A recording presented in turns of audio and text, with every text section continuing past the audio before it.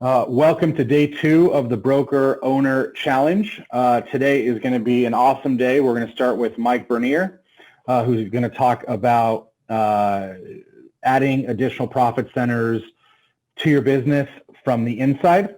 And this is something they've done really, really well with. After Mike Bernier, we have Mike Ferry. Mike Ferry is going to come up and talk about increasing per person production and give us about 20 different ways that we can work on that inside of our brokerage, as that obviously pushes all of our other financial agendas. I find that, I don't want to say all, but a lot of people go from being in production and being an agent to becoming a broker for the purpose of they don't want to have to grind it out anymore to sell real estate. That was me. And then the rude awakening is you still got to grind it out to recruit your face off, right? So let's add to that. You also start out like you're probably making good money in production, so you think you're going to step out of that and make money in brokerage, and nobody tells you that for the next couple of years of your life it's going to be miserable. You're probably not going to make the money, and you're still in production. So had they gave me that disclaimer, I might have went a different direction back in the day. Yeah. So that's 100% true, and the reason I bring it up is, recruiting is the lifeline of a brokerage. And it's really the most predictable way to actually earn more money. And, as you heard Long talk yesterday, they know that their per agent revenue per year, and they can scale their business knowing and counting on those numbers. Same thing for us, right? We know our numbers, and that lets us swing the bat a little bit harder in different areas because we know what we can expect. And it lets us, not so much guess as opposed to make the right decision for growing the company. Let me add to this, Tim, because, what you hit on there, we've coached agents that have 100, 150, 200 agents, and they still don't know that number. We'll ask them, what's your PPA, deal per agent? What's your actual revenue per agent? And they go, I have no idea. So it's almost like you're trying to build a deck without a blueprint. You don't really know what your schematics look like because you don't really know your numbers. When you know them correctly, you can say, look, when I hire 10 more people and retain them, I will make X more dollars. I can spend it. I can budget it and spend it on this. Without those numbers, it gets hard to do that. So I'm still pretty shocked that very few people focus on that number. I don't know about you, but to me, that's one of my primary focuses. Yeah, I mean, it's everything. And it's just so important to know your numbers, as important as it is to make sure that you're always focusing on recruiting. What I want everyone in the room to understand here is that recruiting is it's a team full court approach. What I mean by that is it's not just about doing one thing really well. What you need to be doing is focusing on, how can I do some recruiting? How can I hire some ISAs or in-house callers to make the calls for me? I remember when we first started to really grow, I had 6 people in-house that were just making dials every day. And, the first couple months was rough as they were learning the pitch and kind of getting better at it. But quickly thereafter, I was sitting, like Long said, I was sitting in the conference room with 5, 6 appointments a day, just back-to-back recruiting. And that was all a function of just a really strong outbound approach. Then we started to layer in hitting agents. We made our top, at the time, I think it was top 500, and we started mailing them in the snail mail, in mailbox. We were calling them. We were targeting them online. And as all of these things start to stack on top of each other, it really made the difference.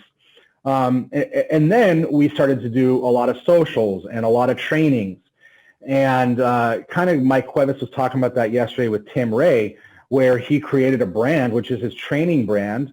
We'll call that the decoy brand, so that he could get in front of his target agent without them feeling like they were cheating on their broker for watching a HomeSmart or a Realty Group video. So we have a couple decoy brands inside of our business that we use: Loud Media Solutions, Real Estate Agent Trainers. And the reason I bring that up is we started a meetup, meetup.com. We started the San Diego Real Estate Agent Mastermind. And we started to email agents from Loud Media saying, come to this free real estate marketing training, this course, for 3 hours. It's put on by Loud Media. They would show up, and it was sponsored by Big Block, sponsored by a couple other, real estate vendors.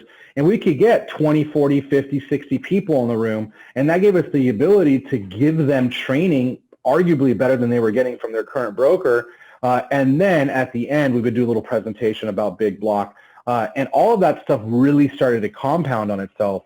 And we'll try to get into some more of that today. Recruiting is truly a business within a business. It's not just about posting a job ad. Having systems in place is a key component, 100%. When we were doing outbound dialing, we got it so dialed in that we would send people, several reminders throughout, text, video, et cetera, et cetera. We would send them a map of the complex we were in, showing them how to find it. And at some point when there was heavy hitters that we were trying to get that would just keep rescheduling or whatnot, I would actually rent a driver to go pick them up and bring them to the office if they wanted. So there's just so many different systems and things that you can put in place so that from outreach to recruiting, follow-up, onboarding, everything in between. Sal's absolutely correct. It's a key component.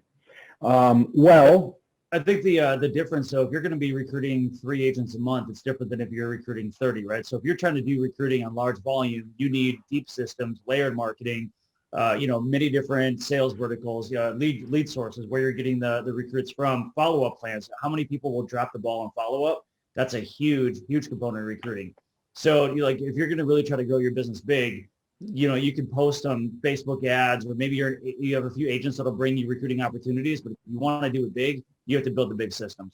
But that's where your best investment is. 100%. So someone, I don't know why it's not showing names, someone asked, I can divide my total revenue by the number of agents, but as you know, the agent count is always changing and growing. What formula do you use to track that? I don't know what Bernier and them use. What we do is something that Mike Ferry taught us, which is take your agent count, your current production, and your agent count from 1 quarter ago. And that's a formula that we use to figure out our per person profitability. What do you guys do, Bernier? Is it just an even divide, or do you have some sort of component in there to counteract the fact that you're growing and shrinking and everything in between?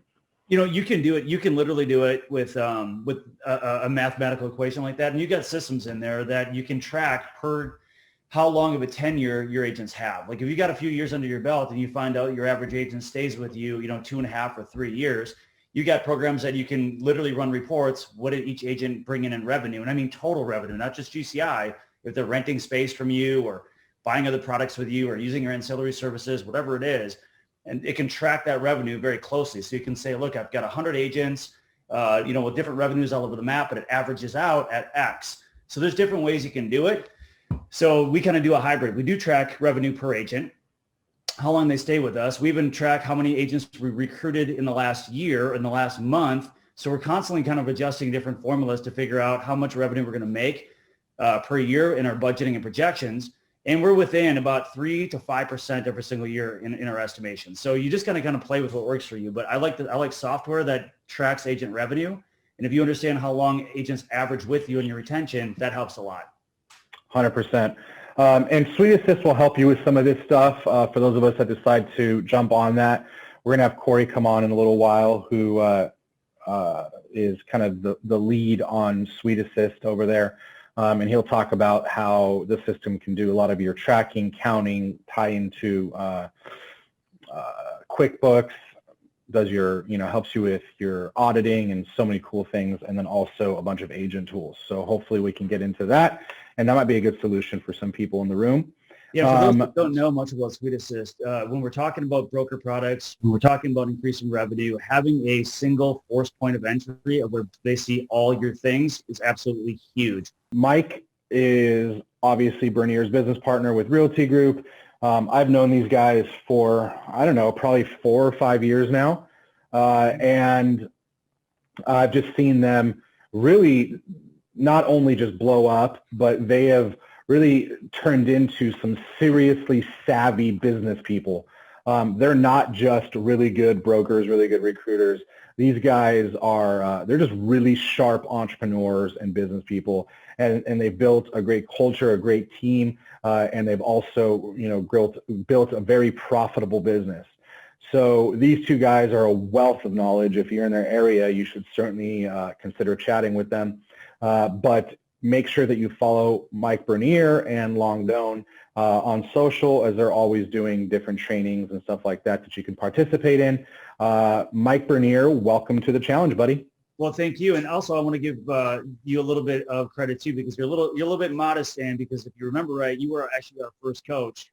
We came to you really green. I think we had about 90 agents or something at the time, and you were at that 500-600. And man, I remember the first couple of conversations we had with you. I'm like, holy crap, I thought we had some things dialed in. We got to like start from scratch here. So you helped us instrumental. And that's what this is all about, guys. Like, you find people that you can model after, get ideas from, and then you grow, and then you pass it on to others. That's what we all do. We like to grow. We like to share. We like to help others. Awesome. Thanks for sharing that. Quick question came in. Where do you get a list of agents besides a local MLS board to recruit them? What do you guys use? So I do a combination of Broker Metrics and Showing Time's Market View Broker. Between those two, we can build some pretty cool custom lists. What I really like, if you're going to try to scrape a list off, call it Facebook, you got to have people have opt in. You got to give something that they're going to say, yes, I'll give you my email address because I want to get what you're offering. The beauty with recruiting is you get lists that have full data. You've got names, sometimes home addresses, email addresses, phone numbers. You can build some really powerful custom lists. So the ones that I like, Market View Broker and Showing Times and Broker Metrics, because both of them do slightly different things depending how you want to target and how you want to organize the names. But those two right there is all you really need. Awesome. We use Broker Metrics as well, also the MLS. And then to get home addresses, I forget what system we use. I can ask Oliver manage that. I can post it in the group. But we use a skip tracing program to get their home mailing addresses, because a lot of times, or at least in California, the address is going to be their office, which creates a challenge. And Market View Broker, again, by Showing Time, I don't know if it's state specific, but they have home addresses in every state that we've seen it. So that might be one for you guys to check out. That's why I like that program a lot, because when you pull up a list of people, you can actually get their home address. And when you're mailing, it's not just going to their office where some admin's throwing away your mailing the second they get it. Love it. I mean, I think you and I could bounce back and forth on this for a long time. Yeah. But we have Mike coming on at 10, so I want to make sure that you have enough time for your prezzo. Let's give it up to Michael Bernier. He's going to talk about how to create in-office products your agents want to purchase and increase your bottom line. Here's one thing I want to say about actually, I won't, because we're short on time. Bernier, take it away, buddy. Thanks. And by the way, the typical me fashion, I come in hot and sideways. As soon as I went to go ahead and put this thing up, I accidentally closed it and had to reopen it. So thanks for covering for me for just a minute there, Sam. Appreciate it. No problem.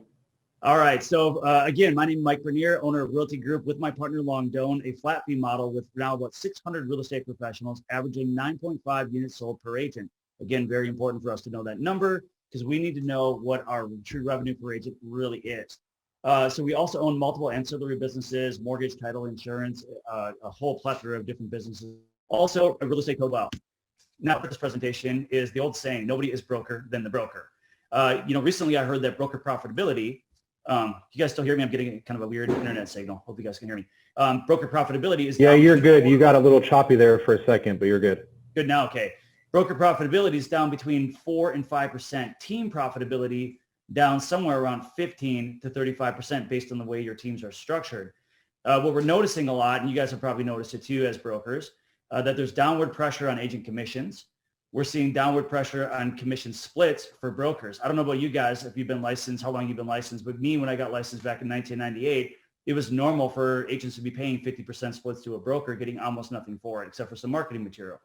And at one point it went to 25 and then 20 and then 10, and everybody thought that was great. Now these flat fee models like ours are coming out, and there's just more pressure to have brokers make less money where agents get to keep more, which makes it harder for brokers to make money. So we got to create more, we got to be more creative in the way we create our revenue. So when you're looking at your models, we all kind of run different models. They're slightly different from each other. Some people are vastly different, but you're either going to be either like a volume model or you're making high yield per transaction, whether you're running it as a team, teamerage, brokerage, anything in between. So when we look at it, there's basically 4 areas of revenue generation. We talked about recruiting. So if you know the deals per agent that you have, currently ours is 9.5. If you're running at, 6, 7, 8, 9, if you know what you're bringing in per transaction on average, and let's say you're bringing in $10,000 per agent in your organization, if you want to make $100,000 additional revenue this year, you just need to recruit 10 more agents and retain them. You have to have a net gain of 10. Agent optimization, another place that we look at revenue generation. And we look at agent optimization, you can optimize them in the terms of splits. If you're looking at doing a split model and you're getting 20% splits, you're optimizing the agent more than someone that's getting 5% splits, right? Increasing their deal per agent. So it sounds like Mike Ferry's going to come on and talk a little bit about that. How do we actually get every agent doing a little bit more than they did last year in terms of how many transactions? And this also goes to recruiting as well, because as you recruit, and you get higher quality agents that join your organization, they attract other people doing more deals than they did themselves. So, you kind of start adding deals per agent based on recruiting numbers as well. Then we got strategic partnerships. We got still on agent optimization. We've got vendors, partners. And here's what I want to talk a little bit about today too, is broker products and how you can make money on internal products. We'll be talking about that a little bit today too. Strategic partnerships, MSAs, rev shares, things of that nature. Then, of course, ancillary income such as RESPA, non-RESPA businesses such as mortgage, title, home inspection, radon mitigation, construction, lots of stuff you can get into to make revenue. Now, I want to tell you a little story where this hit me. It was a few years back traveling. I want to say it was to Inman, New York. And I'm in LaGuardia Airport and I'm at the food court. And I'm in this food court. I'm feeling awesome at the moment because I just had this great time at the conference. I'm looking around and you've got different restaurants that are basically all serviced in the same little area. It's like one centered area with like a coffee shop, a restaurant, something else. You had a grocery store, like literally a grocery store. You could buy oranges and tomatoes, like groceries. You had product sales, electronics. They had cool music going on. It was an absolute fusion concept of a sales center. And I'm sitting there going, this is so cool. I can get whatever I want. I don't have to leave this spot and I can go and pick up a neck pillow, an iPhone charger. I can go get some coffee. Heck, I can go get groceries for when I get home. I don't have to stop at the store. And it hit me like a ton of bricks. The reason it works is because they have the audience. They have the captive audience. I'm sitting there and they could sell me basically anything. It's almost like Amazon, but in de facto, in person.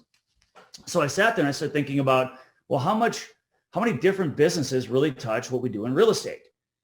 Right? So I looked at the economic impact per transaction. This is just per real estate transaction. We've got commissions, mortgage. So we got our commission splits as brokers. We got mortgage, we got title, insurance, moving companies, construction companies, transaction management in a lot of cases, marketing services, landscaping, home inspection, home warranty. The list goes on, construction, repair. I mean, you name it. There's so many different people involved in transactions, appraisals. And I thought to myself, in the brokerage models, all we really focus on is sort of that bottom 10%. We're focused so much on commissions, we forget all the different places we can make money outside of commission. And I even started thinking about, well, what about the economic impact on the agent's business themselves? How many things are they buying and paying for from different sources other than us? Marketing services, lead generation, technology, coaching and training, admin assistance, commission advances, swag, showing agent support, you name it. Your agents are spending money outside of your organization and buying it somewhere else. So we started thinking. My partner Long and I sat down. We had a really in-depth conversation about creating a place that nobody wants to leave, just like that LaGuardia Airport. What if we were to sit down and create an actual ecosystem? What does the ecosystem do? Obviously, it creates more revenue for us because if they adopt our systems and they adopt our products and they adopt our partners, we're making more money. But what's the actual value outside of just the money? I mean, we get the money, but we get the credibility. It adds to revenue. It helps recruiting and retention, and it builds your own influence. So we're going to talk a little bit about that as we go. What importance your influence with your agents really has. How do they see you and how do they view you? If you tell them, hey, you guys should invest in this product, you should buy this piece of technology. You should, check out this lead gen system. Do they believe you, and will they go do it? What's your adoption rate based on your influence and your reach? When I say it helps recruiting and retention, think about it. How many people want to leave their closer? How many people want to leave their lender? How many people want to leave their marketing person, their assistant, their transaction coordinator? It actually handcuffs them to your organization when they really like the products you have, because outside of your organization, they got to go rebuild the same system elsewhere. And if you know agents well, agents don't really want to sit there and do business build up. What they want to do is they want to go sell property. Potential vendors and partners. So when we think about this, what do I mean by potential vendors and partners? So I'm going to go through a list. It's probably further in the presentation, but I think I'm going to start even now. Where you're looking at tech vendors, you're looking at home inspectors, you're looking at home warranty companies. Everybody wants your agents. They want in. How many people, and go ahead and speak up, how many people have had a call or an email from a vendor saying, I really want to get into your Tuesday sales meeting. That's what I want to do. Can I get into your sales meeting? I got something really important to talk to your agents about. How many people have had that experience? Okay, so we got one, maybe more than one. Okay, good. Here's the thought process that I started having. Why are we going to allow you to build your business on the backs of ours? If we're going to go ahead and pay all this cost to run this brokerage, and let's be honest, running a brokerage is a cost. It's labor intensive. It's cost prohibitive to do a lot of things you'd like to do. Why am I going to allow somebody else to build their business on the backs of mine when I'm doing the work to get the agents in there to build the audience? They come into a Tuesday sales meeting and all of a sudden money's being thrown at them. I didn't like that. So I thought, all right, everybody's going to want in, but what are they going to do to get in? What value are they going to provide for us and our agents for us to allow them into a sales meeting, let alone partner with them on anything else? So since everybody wants in, how do we choose who we're going to really work with? Start with who you know. Look for solid referrals. Those are the two spots. So if you're already working with people in, vendors in different sectors of the market, if you already are working with a great stager and construction person and handyman, leverage who you know. But look for solid referrals as well from your agents. Make sure they're well vetted. And here's the vetting process. So I'm kind of going through the vetting process and the concept of the ecosystem. I'm going to go much more granular on this as we go, but I just want to get kind of an overview right now.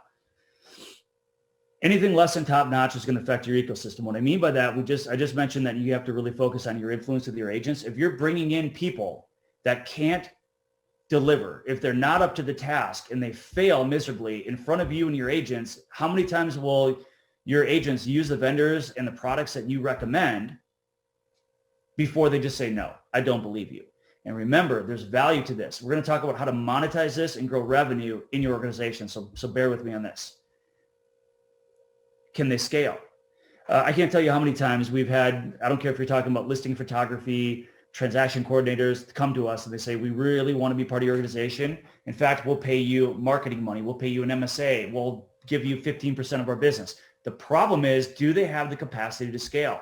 Because once we open that floodgates, once we get agents adopting it, can they keep up? If they don't have an actual pro forma, like a business plan of how they're going to scale with you, that is going to be a big problem. We're going to send them back and say, come to us with a scale plan. And if it doesn't look right, we're probably not going to end up working with you. So what is their plan? How do you measure their quality control? This is another big one. How do you measure as they grow and scale that they keep QC as a top priority? We got systems in place for that we probably can't talk too much about today just on time constraints, but you have to develop your own QC track and measure capabilities. Excuse me. How do you track? You'll find that you'll have somebody like a mover, for example, that's super excited to work with you. They'll tell you that because it's either non-RESPA or some other way that they can just give you money per transaction, or that they're going to, give you some sort of percentage of what they're bringing in revenue, but there's no way to really track it. So there's software out there today to track it through. There's ways to create landing pages to track it through and websites to track it through. But ultimately, you have to have trust with them. And you have to be able to know and be able to check to make sure that you are definitely being compensated for what you bring to the table. What's their expectation of you? More often than not, we've worked with vendors and partners, whether it's a tech vendor, a labor vendor, like a home inspector or construction person. It's so often that we've worked with people that their expectation is we grow their business for them and they do nothing but show up and get paid. So there has to be clear expectations. What do they bring to the table? What do you do? And how do you grow together? If that's not clear, it needs to be clear before you partner with them. And then again, what are they willing to pay? So for example, we've got different companies internally, and I'm going to kind of name a few off in a minute so you know what we're really talking about. But some will say, we're going to give you 15% of our company, 20% of the company, up to 50% of the company. Some are, we're going to pay you a flat fee per month. Some are going to be, hey, we're going to pay you a percentage per revenue that we make from your agents. And depending on the deal and the vendor and how much money per transaction we think that they make and what we should be able to get from that, what we think is fair, we'll strike different deals in different categories. The idea is having that conversation up front of how that grows as well. Okay, so if I'm bringing in 8 transactions a month for you right now, the payment's going to be X. But what happens if I'm bringing in 80? How does that grow and scale? You want to make sure that you have your growth plans with every vendor before you start. Now, how do you handle a problem? What's your escalation process? When you are getting complaints or something's not going right, how do you actually handle that? Do you have a system and process in place? And are they consistent and reliable? Everybody wants your business, but once they have it, are they going to show up? Again, why they got to be well vetted. What is your value proposition to the vendor?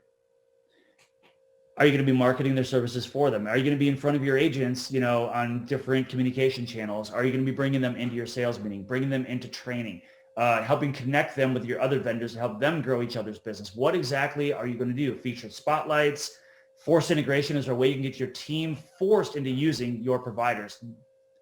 Coaching, that's one thing that we do. We actually help, because we've grown a large business. We help the smaller businesses figure out how to grow. That's a huge value prop of why they want to work with us. And networking with the other vendors. I just mentioned that. We almost create like a B&I system with all of the providers, all the vendors, all of our internal people, all the companies we own or partner with. We have B&I structure too, that everybody's coming to the table, growing each other's business. That's been successful. Now, charging your vendors. I just mentioned this, so I won't go over this. We've kind of covered that already. Quality control. Have a disaster recovery plan ready. So if you find somebody really bit the dust, what do? Do you have somebody else on deck? Don't brush it under the rug. I want to talk about this too. Like a lot of times I've seen people have the instinct to defend the vendor, defend their own relationship, brush it under the rug. Don't do that. Take full responsibility for it. Fix the problem, identify what it is, fix it. And, if they can't be fixed, if the vendor's just not right, what is your disaster recovery? Do you have to pay money to an agent or a buyer or seller, for something that happened?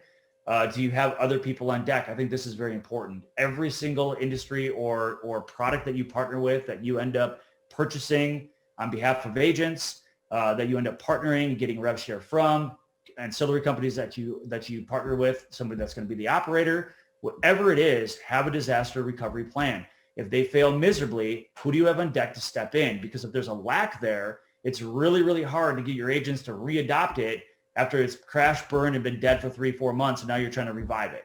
So make sure you have options in place. Your profit center should almost be literally a separate business. Run like a separate business that's controlling profits from different places. Now, I also want to say, for those that are on the call right now or on the webinar right now that have 20 agents, and you're like, this is just way over my head for right now, but it's really not. You have to start small. Start 1 or 2 things and grow it from there. As you grow your agent count, you grow other revenue sources. So I'll be talking about that by the end of this as well, and giving you guys a challenge of what to do no matter what size you're at. I think that's going to be important. So marketing your vendors. If you don't have a great marketing plan to get your vendors more business, then it can't justify what you want to charge or the percentage of company that you want to own. Also, the more agent adoption you get is better. So agent adoption is huge. The more agents that actually trust your products, trust your advice, and you can grow their business and show proof of concept that it works, the more adoption is going to grow. The more adoption, the more money you're going to make, and the bigger, better vendors you will attract down the road. Layered approach.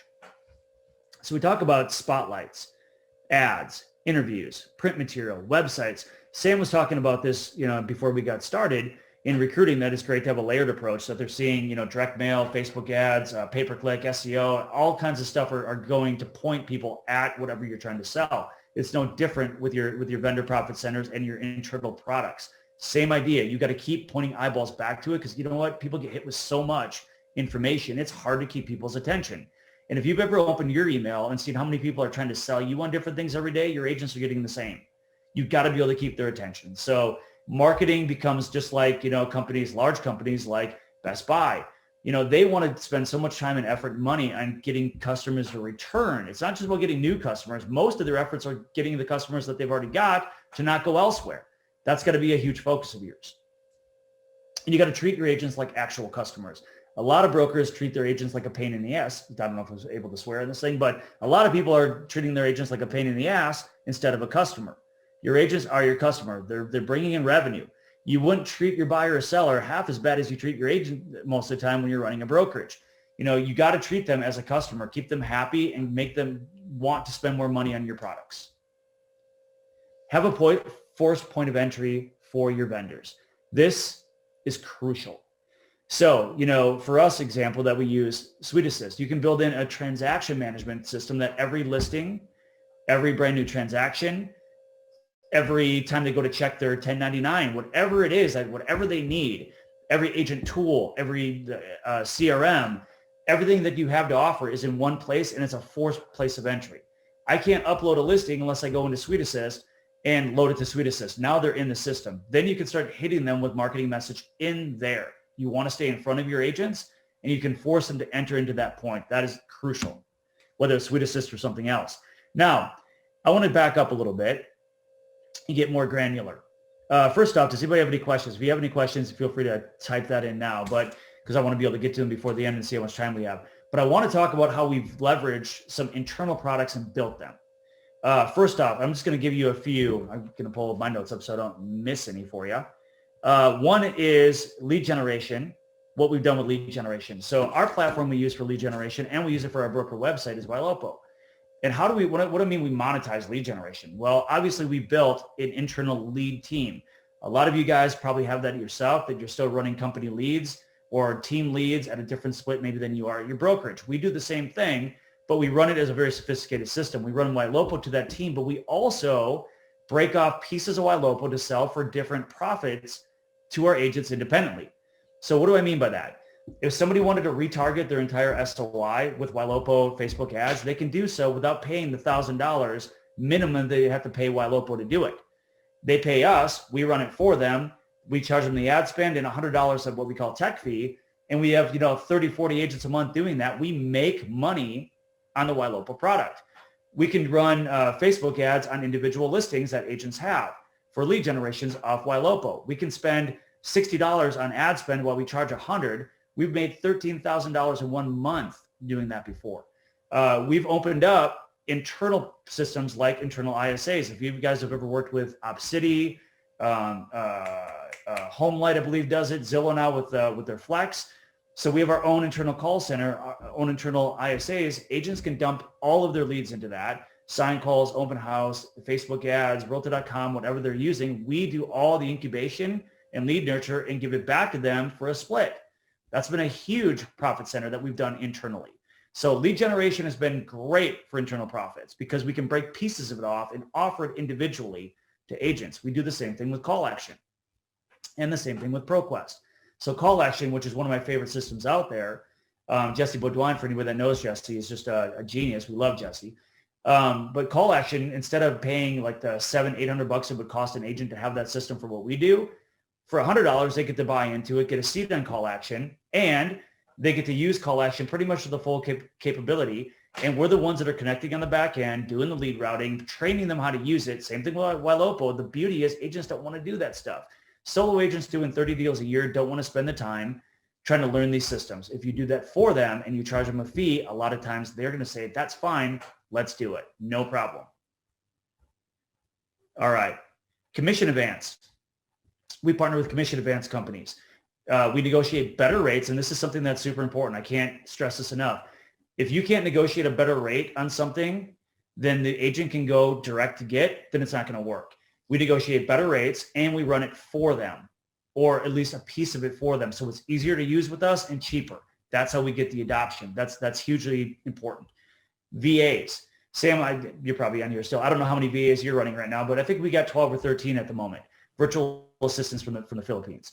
So for us, we're actually farming out a lot of VA work now and just starting that process where if somebody wants a, marketing flyer made. We have a menu basically, whether it's marketing flyers, open house stuff, Facebook ad runs, transaction coordinator work done. We can actually farm out a TC per hour versus somebody having to hire their own assistant and train them at, 15, 20 bucks an hour.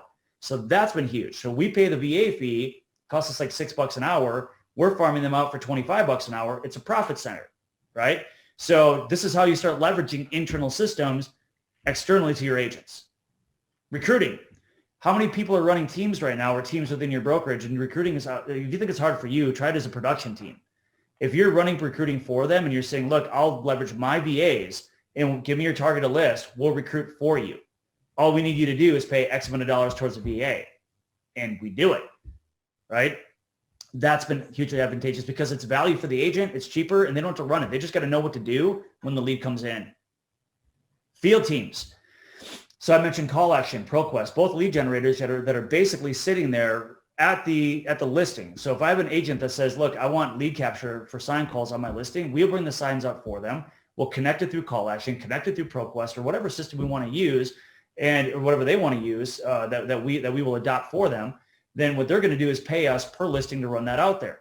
Well, we might charge $100 a listing. It might be 2 trips out there. We actually make money. We got a field team of old retirees that just want to go drive around with something to do. We make money with that. Transaction coordinators. This is a harder one. What we've done with this one is outsourced it. And, we've outsourced it. And we can make money from the transaction coordinators or get a piece of their business. We don't want to run that because it's so labor intensive and systems driven. We'd have to basically open up our own company for it. So we've partnered with a company that has an operator. This is something you have to ask yourself. Can I do this myself and maybe hire one person or a VA to run it? Or do I need a true operator to run this kind of business? A true operator, that's somebody that's more skilled, has deep knowledge of whatever they're trying to do and can build the systems out for you. And you just collect a piece of it. Transaction coordination for me, when you're scaling that over a large group of agents, I think you kind of need an operator on that because when we tried to run that ourselves, it just took over our business. Utility connection. So you can partner with a utility connection company, which I think is a great value add, by the way, when we have agents that go, oh, what is this thing? I got this link and my client got this link and it's got my face on it. Well, we've built a system with a utility connection company that all utilities, including, and then also mail forwarding, direct TV service, cable service can all be transferred independent of any work really from the buyer or seller. They just click a couple boxes, it's done for them. And it's free for the client, free for the agent. It really just costs, they're really just paid by the service providers themselves to do the transfer. And then we get a piece of that business. So these are the type of deals that we've negotiated. And what we found is if your revenue per agent based on GCI alone is $6,000 and you start, and the other thing we do too is rents. When we're renting building space, we can rent building space out to agents. We can rent them out to lenders. We can rent out space to title, to all these different people to help carry the cost of that space.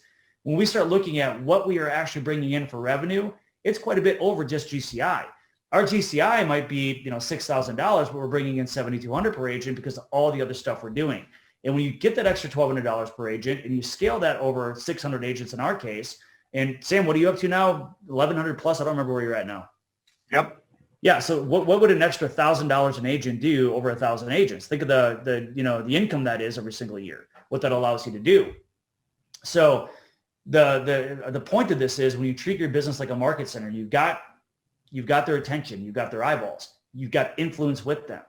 You're giving them deals better than they can get on their own and you're helping them run it. You're actually becoming more of an operator in their business, like an operations partner. That's retention and that's value add that other brokers can't compete with. And by the way, this is independent of the commission split that you're charging them.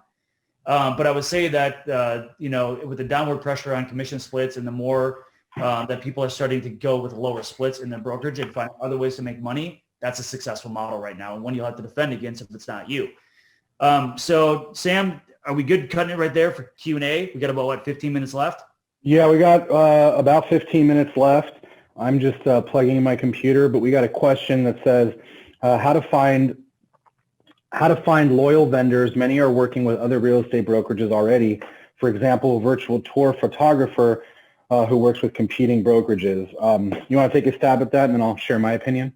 Yeah, so I'm not that afraid of competition, to be honest with you. Actually, Sam, you've done some merger and acquisitions yourself, but you sometimes a good shared connection, whether it's a vendor or somebody else that gets you connected with another broker, you can actually find ways to collaborate or even do an M&A with that business. We've seen that before. I'm not that afraid of competition. If somebody's a photographer and they're working with a competitor, I'm probably going to blow that other competitor out of the water anyway, how much business we're going to give. We're probably going to end up taking it over. So, it really comes down to synergy with that vendor. Do they really like what you are doing? Do they believe in your mission statement? Do they love you guys? Because over time, you can pretty much take them over where they have no time for anybody else. Yeah, I did know that. We're really not concerned at all if they're working with other brokerages. The reality is the good vendors that you want to provide, access to your agents, if they're good, they're going to be working with your competition. And that's just the reality. Obviously, if we ever found them recruiting, that would be a major issue. We had one vendor actually recruit our vendor manager. We have like a full-time person that just works on getting vendors and managing the vendors and keeping them happy. And we stopped working with that company. So you have to assume that they don't want to, what is it called? Bite the hand that feeds them.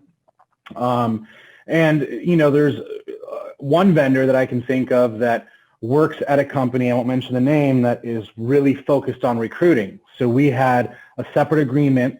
So they have their company. They're also work at a brokerage. We had a separate agreement that really wrote out, like, you can't solicit our agents, et cetera, et cetera. So I really wouldn't worry about it. And if you are, you could put that extra agreement in place. Going back into start with who you know is why this is really important too. When you have history with people and they come highly recommended and they know your agents or they know you personally, start with those people because you will run into a bad one here and there. But if you're getting like your operation off the ground, make sure you know everybody so that it's going to be a really good, smooth transition into your agents. Otherwise, if you're bringing rocky vendor relations, things that you have to shut down right away, that doesn't have a good look for your agents right off the bat. So make sure you start with good people. 100%. Next question for you is, what services do you offer to agents out of Wailopo?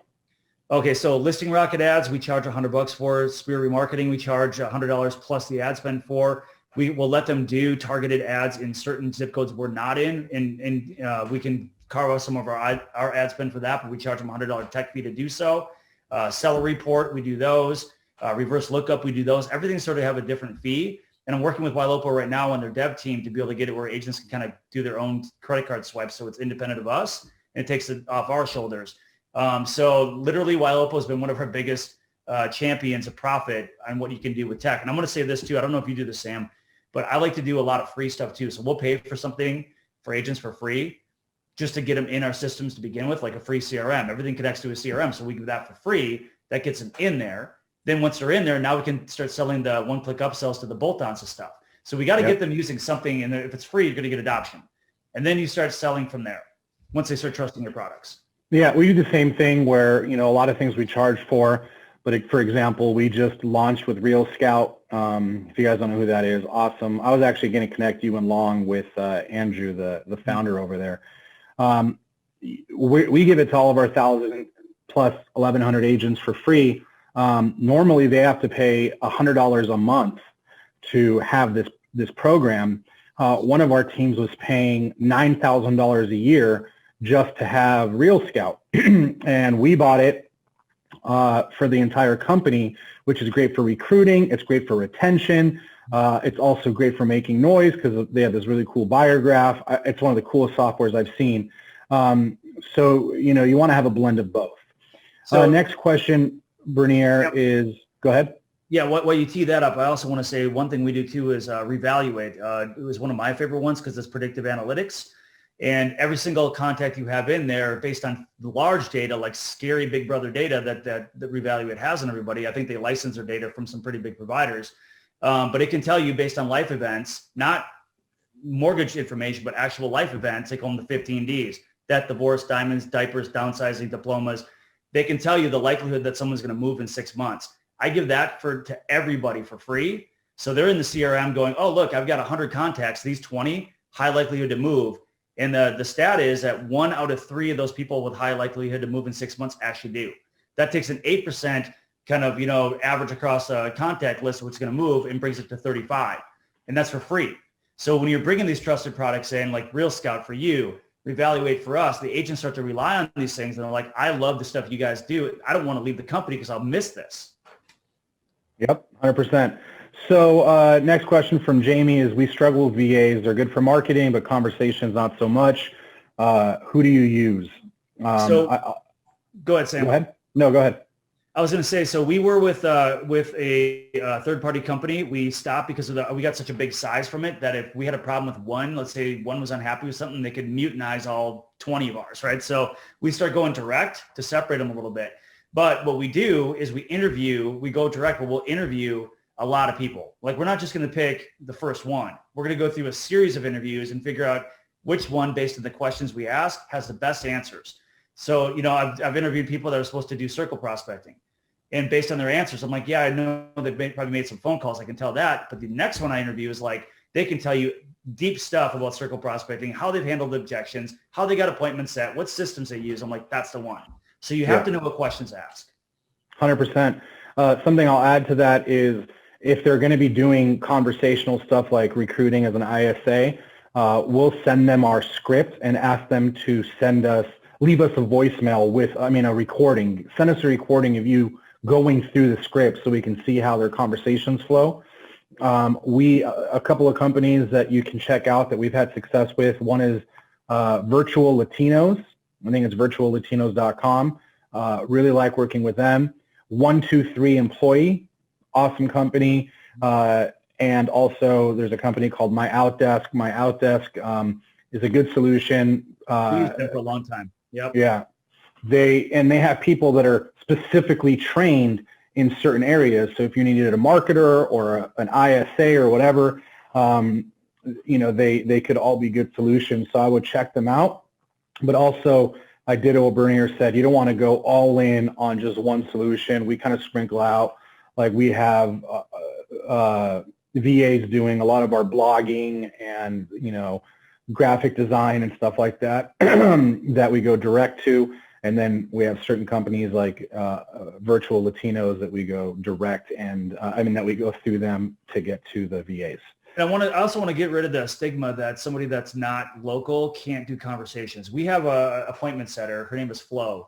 She sets recruiting appointments, anywhere from 5 to 10 appointments every single day.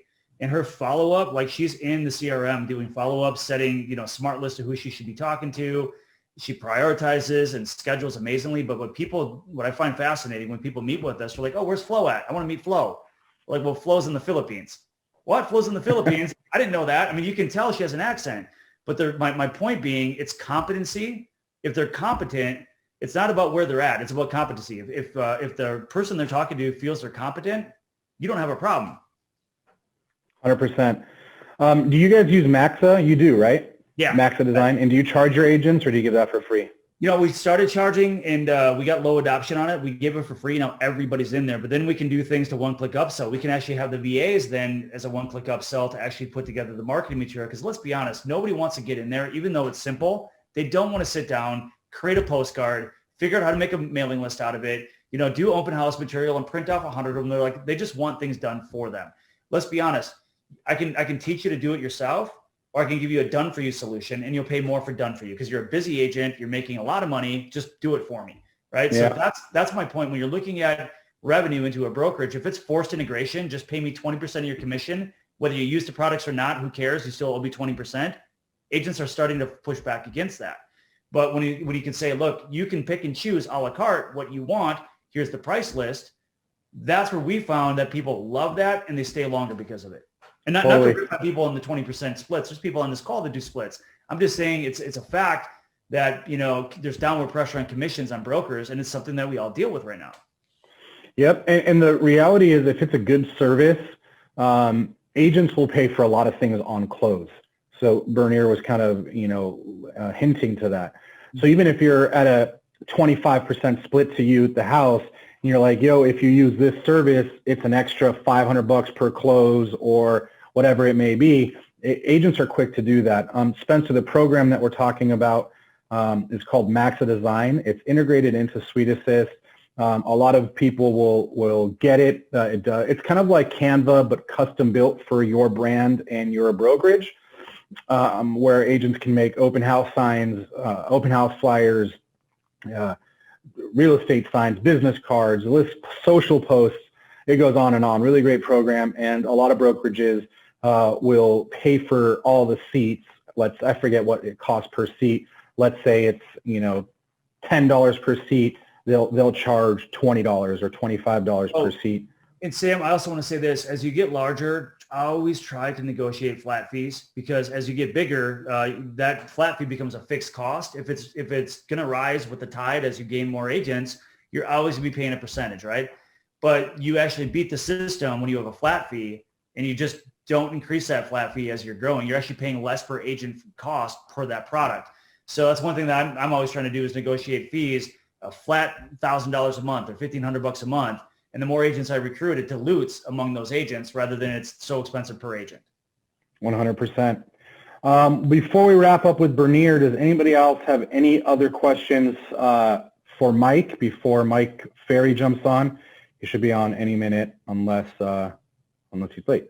But any other questions, or Bernier, do you have anything to share? I think you had some, did you have any homework or a challenge for people? I do. Well, the first thing I want to make sure people don't ever do is never go out to dinner with Sam, because I'm still mad at him. He introduced me to Wagyu beef a few years ago, and to this day, I still can't eat a regular steak. So I'm still mad at Sam for that. But the challenge is remind me to give you this website I found that gets you the best Wagyu delivered to your house at a fair price. My God, I'll never forget. I almost slid under the table the minute that hit my mouth. But anyway, so the challenge is that you guys go and you do two things. First off, if you're not working with a RESPA attorney, go Google one, find one, get one referred, because you want to work with somebody that can help you structure everything legally. But then add 3 additional revenue centers, either internally or externally, to your business in this next month. Make it a focus and a priority, because if you don't, you're going to be focusing on that bottom % of the commission. That's all you're focusing on this giant ecosystem of economics. So that's your challenge. RESPA attorney, 3 revenue sources within the month. Yeah, I mean, look, someone else I think asked, can you send us your agreements and things of that nature? The reality is, if you just take my agreement, it's a liability for me and for you, your state, your local area, all that stuff is different. Everything that we're talking about here, if it ties to any sort of RESPA or any sort of regulations, we want to make sure that you should be talking to attorneys. There's great real estate attorneys that can support you in getting these things together. So make sure that you're always you're doing it the right way. Someone asked for the website. It's themetery.com. I need that one too. So anyway, the other thing I was going to add to the attorney thing, Sam, is outside of RESPA, you still have, general corporate and real estate attorneys. I mean, some of these things you may need to have terms and conditions on, and, things that are really spelled out. So go through your attorneys on everything you do. Don't try to, play lawyer on TV. Get it done right. They will challenge you. They will question you. They will push you sometimes not to do something. And the answer always is, well, how do I do it right then? It's never, I don't want to do it, but how do I do it right then? Get it out there. Make it legal and start making money on it. Yep. So there's a question from Amigos for Life. When to offer higher compensation versus profit sharing to agents? How are they different, and what are the benefits? So when to offer higher compensation versus profit sharing to agents. Okay. So, you could do that. What I would suggest in this, if you're going to do higher compensations, one thing about a lot of the traditional models that always drove me crazy is you have 100 agents on 100 different plans. It's impossible to keep up with. One gets jealous because somebody's got something the other doesn't. Everything's hush hush and secret. If you're going to do something like that, if it's a tiered system, make sure it's transparent, everybody knows it, and there's no discrimination that's ever going to be pointed back at you that so-and-so got a better deal than you and you deserve something better, right? So if you're going to do it, make it systematic and make it visible. That's what I'm going to say. And there's no right answer to this. I mean, to say when it's appropriate for profit sharing versus higher compensation, really you have to look at your own model and see, what works for you. But whatever you're going to do, make it into a system. Awesome. Well, everyone, virtual round of applause for Mike Bernier. Mike, great presentation. For those of us that want to connect with him, make sure you find him on social. Mike Bernier, I'm sure he's everywhere, Clubhouse, Facebook, Instagram. So if you have any other questions, go ahead and put them in the group. We'll make sure that Mike can jump on later and answer those questions for you. Mike Bernier, thank you. You bet. Thanks, guys. See ya. All right, buddy.